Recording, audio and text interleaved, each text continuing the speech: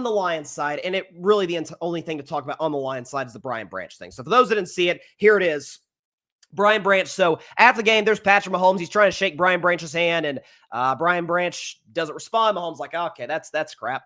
And then JuJu Smith-Schuster comes up, shakes his hand, and Branch shoves him in the face, which ends up leading to a pretty massive altercation featuring both teams, the Chiefs and the Lions, which apparently those that are, have kind of looked at this through the lens of the internet and previous plays have said, hey, late in the game, JuJu Smith-Schuster on a blindside block on Brian Branch. That's why Brian Branch was ticked off, and he kind of alluded to that in a press conference after the game.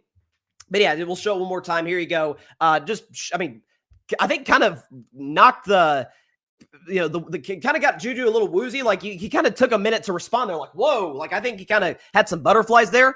So Brian Branch, it was announced by Adam Schefter about an hour and a half ago that he has been suspended for a game. I'll be honest, before I even talk about the incident itself, just on the suspension, this may sound controversial. I don't think I would have. I definitely would have fined him. That goes without saying. And maybe this is just the Southern boy in me talking. I don't know. There's one reason I would not have suspended him. Because they didn't suspend Jalen Carter. And I'm sorry, again, maybe this is just how I was raised. But spitting at a person, to me, is 15 times more disrespectful than shoving him in the face.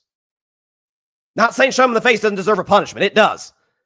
But again, the Jalen Carter thing with Dak, forget that it was Dak. If he did that to anybody, like that's as low as you can get. You are saying to another person, you are lower than the dirt. I thought it was unacceptable. I thought it was ridiculous. The NFL did not suspend Carter for a game. Regardless, they suspended Brian Branch. And it's not like I'm not feeling a lot of sympathy for Brian Branch. He put himself in that spot. And Dan Campbell talked about it after the game, his disappointment in his player. Let me start with this.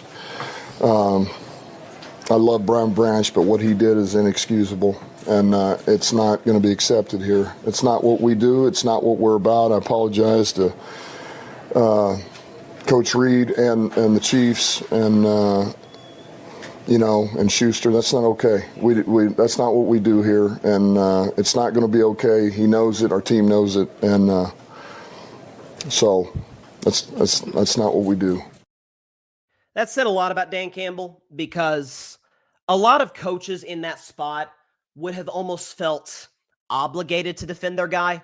Like, well, because because he wears the team's colors, because he's in this locker room, I really think he screwed up. Like, I'll kind of slap on the wrist, but I'll defend my guy.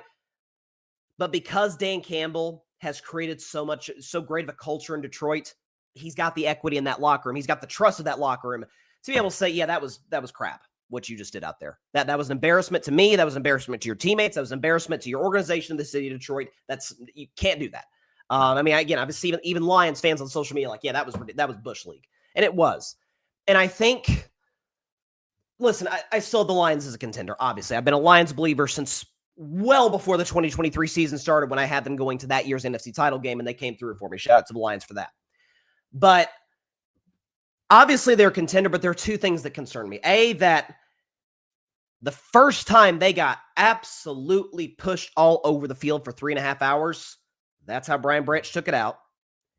And his compadre, the other safety, Kirby Joseph, I would argue acted maybe even more immaturely on social media. If you haven't seen Kirby Joseph's Twitter, most of us hasn't. I certainly had him before today. It is, if you go on there, it is just tweet after tweet. It is 12 hours of tweets about how the refs screwed over the Lions. And it's like, okay, if this is supposed to be the accountability first culture, the football first culture, this is who we want to be. We want to establish a physical brand of football, no BS, no nonsense. We're going to have fun, no question. Lions are a fun culture, but we are we're going to hit you in the mouth. Tough guy culture. And your two safeties, one's getting into altercations. We're starting altercations that didn't need to be started, obviously. And the other guy's out here blaming refs on social media. What does that say about the locker room? To me, it's not a knock on Dan Campbell. I don't think that is in the slightest. What does that say about the Lions locker room? That one game, man, it shook them up bad. Maybe it was if we can beat the Chiefs, I know the Chiefs are in an opposite conference. The only way that we can play them is we go to Super Bowl, but we think we can go to the Super Bowl. So who knows? We could see them. We can bury them now. They're 2-4, which I don't think they would have been dead at 2-4, but regardless. And they kind of punked us. We're the big bullies in the street, and they punked us. And I got to say, we don't have the rights to show the video. We do have the rights to show the audio. That's as mad after the game as I've seen and heard. I tried to get a screenshot of his facial expression. We'll play the audio. Patrick Mahomes was pissed off about it after the game. I mean, we play the game in between the whistles. They can do all the extracurricular stuff they want to do, but we play the game in between the whistles. We thought we played a great game today, and we'll keep this momentum moving forward. And again, he was ticked. I think Lions players were. That was Bush League on the part of Brian Branch. And again, because the NFL didn't suspend Jalen Carter, I wouldn't have suspended him for this because, again, this is just me personally and only me alone. I think spitting on somebody is about the most disgusting possible thing you can do to somebody. But I'm not exactly crying crocodile tears over a guy who shoved a man in the face, had his nose bloodied up and gets suspended for a game. He put himself in that position. He's got to live with the consequences. He can't appeal the suspension. According to Schefter, did report that he can appeal the suspension. My guess is he probably will, and he's probably not going to win.